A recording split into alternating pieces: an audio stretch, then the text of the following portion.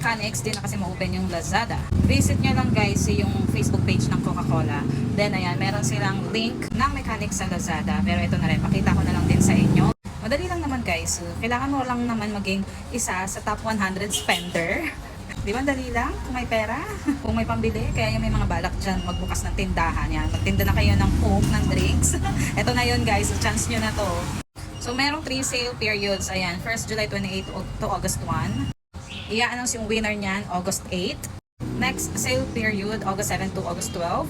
Announcement of winners naman for this is August 19. Lastly, August 13 to 17. Winners announcement, August 24.